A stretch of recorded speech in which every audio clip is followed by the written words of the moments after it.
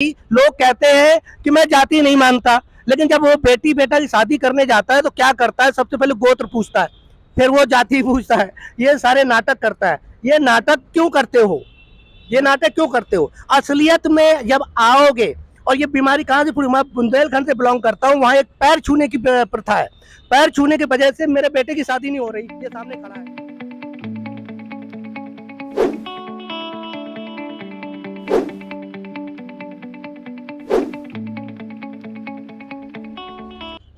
मैं देवेंद्र कुमार, जाति मुक्त भारत। आज मैं CS भंडारी साहब से, जो बुद्धिस्ट सोसाइटी ऑफ इंडिया के अध्यक्ष हैं, दिल्ली प्रदेश के अध्यक्ष हैं, इन्होंने अपने बुद्ध विहार, दाउड़ी मोड़ थाना के पास जो बुद्ध विहार है वहाँ पे अपने विचार रखे। मैं थोड़ा लेट हो गया तो रह गया, पर फिर भी अभी कोशिश करते हैं, उनसे जानने की कोशिश करते हैं। भंडारी साहब, यहाँ आकर आपको कैसा लगा? यहाँ के संगठन को देख के मुझे बहुत अच्छा लगा, और अगर इसी तरह से हमारे संगठन रहे तो वो दिन दूर नहीं है जो हमारा जो मिशन है, बाबा साहब का जो मिशन है, उसे पूरा होने में ज़्यादा समय नहीं लगेगा। भंडारी साहब, मैं हमेशा, जैसे कि आप ये टी-शर्ट देख पा रहे होंगे और हमारा लोगो देख पा रहे होंगे, जाति मुक्त भारत, ये एक संकल्पना मेरे दिमाग में आई। और मैं जब समाज को देखता हूँ तो हम संगठित होते हैं, बाबा साहब के नाम से संगठित होते हैं, लेकिन कहीं ना कहीं हम टूटे हुए हैं, बिखरे हुए हैं। इसको कैसे जोड़ा जाए? देखिए, सबसे बड़ा जो हमारे साथ एक मंच नहीं बन पा रहा है, उसके बहुत बड़े कारण होते हैं। हम लोग RSS को गाली देते हैं, ब्राह्मणवाद को हम गाली देते हैं, हम विश्व हिंदू परिषद को गाली देते हैं, हम बजरंग दल को गाली देते हैं।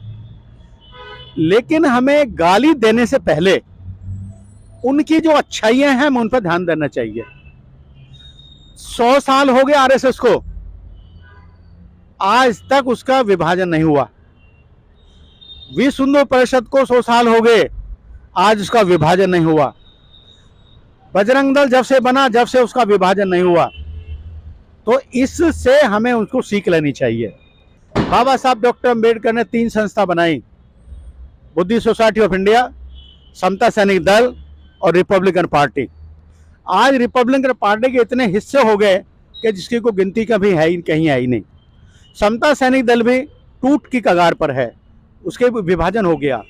और बुद्धिस्ट सोसाइटी ऑफ इंडिया, वो भी एक ग्रुप ऐसा है जो RSS ग्रुप से संबंधित रखता है, हिंदू से संबंधित रखता है, उसने भी इसको तोड़ने का प्रयास कर रहा है।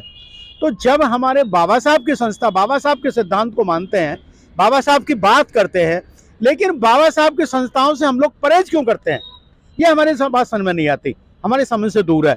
अब लोग क्या करते हैं, जितने भी हमारे संगठन बनते जा रहे हैं, पूरे भारत में हमारे दलितों के संगठन, बुद्धिस्टों के संगठन सारे मिला करके 9 लाख 10 लाख संगठन से ऊपर हैं।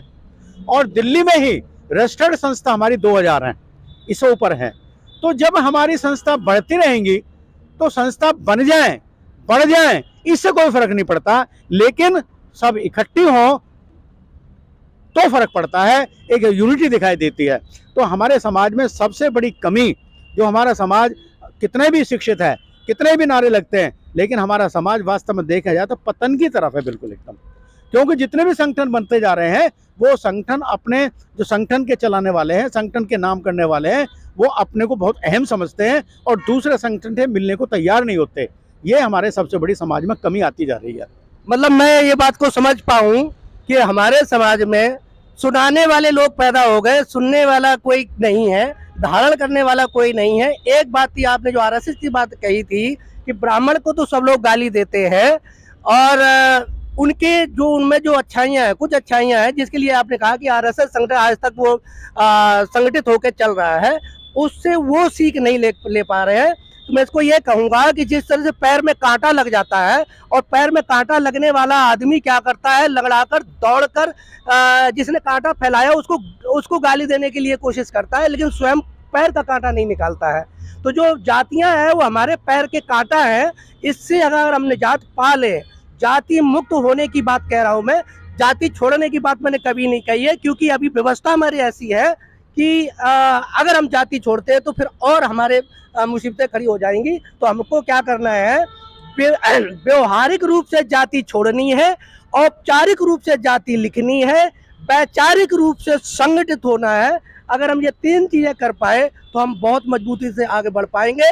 और समय आते आते जब हम वैचारिक रूप से जाति से मुक्त हो जाएंगे तो हमारा रोटी बेटी का संबंध भी बड़ी आसानी से बन जाएगा। जाति नहीं रोकती रोटी बेटी संबंध करने के लिए, हमारे जो विचार है वही रोकते हैं। जी देखिए इस पे क्या कहेंगे? देखिए, जाति कभी नहीं जाती, ये सैद्धांतिक रूप है, लेकिन बाबा साहब ने तो हमें इनसे मुक्ति दिलाई है। सर मैं इस बात को खंडन करूंगा, जाति कभी नहीं जाती है, जाति है ही नहीं, जाति है ही नहीं, ये सिर्फ दिमागी मकर जाल का खेल है। जैसे कि लोग कहते हैं कि मैं जाति नहीं मानता, लेकिन जब वो बेटी बेटा की शादी करने जाता है तो क्या करता है, सबसे पहले गोत्र पूछता है, फिर वो जाति पूछता है, ये सारे नाटक करता है। ये नाटक क्यों करते हो, ये नाटक क्यों करते हो? असलियत में जब आओगे, और ये बीमारी कहाँ से पूरी, मैं बुंदेलखंड से बिलोंग करता हूँ, वहाँ एक पैर छूने की प्रथा है। पैर छूने की वजह से मेरे बेटे की शादी नहीं हो रही, ये सामने खड़ा है, वो ये कह रहे हैं कि तुम पूजते में नहीं हो, जबकि मेरे बेटा को उस लड़की से बहुत प्यार करता है, लेकिन किस लिए नहीं हो पा कि वो तुम पूजते में नहीं हो, हम तुम्हारे पैर कैसे छुएंगे? अरे भैया ये पैर छूना ही बंद करो, ये पैर छूना ही गुलामी है। जिस दिन इस गुलामी से दूर हो जाओगे, गोत्र पूजना छोड़ दोगे, तो आपके पैर पूजने की प्रथा खत्म हो जाएगी और आप जात मुक्त हो जाएंगे। देखिए मेरी बात सुनिए, अब इसके ऊपर आप कितने भी बोलें, कितने भी विचार रखें, इसका कोई आदि और अंत नहीं होता, अंत नहीं है इसका कहीं भी। बाबा साहब ने हमें जो धर्म दिया है, बौद्ध धर्म, ये उन्होंने वैसे नहीं दिया। उन्होंने 20, 25, 30 साल तक स्टडी की, अध्ययन किया, और अध्ययन करने के बाद 14 अक्टूबर सन 1956 को उन्होंने 10 लाख आदमियों के साथ दीक्षा ली और हमें दी, और हम लेते हैं। बुद्धिस्ट सोसाइटी का मेन काम यही है कि वो बौद्ध बनाते हैं और दीक्षा देते हैं।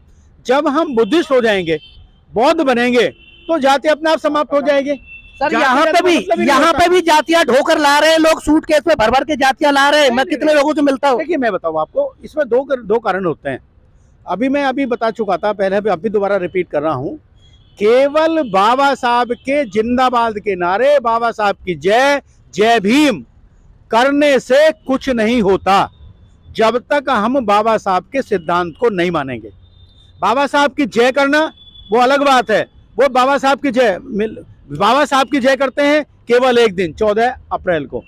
लेकिन हम कहते हैं 14 अप्रैल को बाबा साहब की जयंती क्यों करते हो? आप बाबा साहब के सिद्धांत को मानिए और 365 दिन उनको फॉलो कीजिए, तो तभी तो हमारा देश आगे बढ़ेगा, तभी जाति खत्म होगी, और तभी हमारा व्यवहारिक हमें ज्ञान जो है वो बढ़ेगा। बाबा साहब के सिद्धांतों को अपने जीवन में, अपने आचरण में धारण करना होगा, तभी हमारे समाज का उद्देश्य होगा, तभी हमारे समाज का कल्याण हो पाएगा। एक अहम बात और बता देता हूँ, 1 मई से 7 मई के बीच में क्षत्रिय समाज जयपुर के आसपास एक बहुत बड़ा सम्मेलन कर रहे हैं, जिसमें गौतम बुद्ध के विचारों को उसको प्रचार प्रसार किया जा रहा है, और उन्होंने ये भी अनाउंस किया है, और ये बहुत बड़ा प्रोग्राम कर रहे हैं। ये एक आगे आने वाले दिनों से मेरी उनसे नेताओं से बात हुई, एक तरह से बुद्धिस्ट हम लोग लेके चल रहे हैं, एक तरह से आप लेके चल रहे हो, 2 धाराएं आगे चल के टकराव तो नहीं हो जाएगा? नहीं, देखिए जो विचारधारा है, भगवान बुद्ध की जो विचारधारा है, अगर उस पर 10 तरफ से चाहे 10 दिशाओं से चलें, 10 दिशाओं से, लेकिन जब एक जगह मिलेंगी तो वो बौद्ध धर्म ही विकसित होगा। हम मानव का जो असमानता है, जो जाति भेद है, वो अपने आप समाप्त हो जाएगा। उदाहरण के लिए मैं आपको एग्जाम्पल देता हूँ, जितना भी हम लोग हैं सब जो बाबा साहब के जय के नारे लगाते हैं केवल 14 अप्रैल को, वो बाबा साहब की जीवनी के बारे में पढ़ते नहीं है, बाबा साहब के बारे में पढ़ा ही नहीं उन लोगों ने, और जिसको हम विरोधी समझते हैं बाबा साहब का, वो लोग बाबा साहब को गहनता से पढ़ते हैं, उनका अध्ययन करते हैं, और आज जितने बार हम उनके बारे में बात करते हैं, उससे कहीं ज्यादा दूसरे लोग विचार करते हैं बाबा साहब के ऊपर और सिद्धांत के ऊपर विचार करते हैं। आज भारत में देखिए क्या हो रहा, बाबा साहब की क्या मूर्तियां तोड़ी जाती हैं, क्या हाथ तोड़ा जाता है, तो ये अनपढ़ हैं, ये कायर लोग हैं, अंधविश्वासी लोग हैं। लेकिन पूरे वर्ल्ड में आज देखिए कोई सा कंट्री ऐसा नहीं है, बुद्धिस्ट कंट्री हो या वैसा कंट्री हो, कोई भी ऐसा कंट्री नहीं है जिसमें बाबा साहब की जयंती ना मनाई गई हो।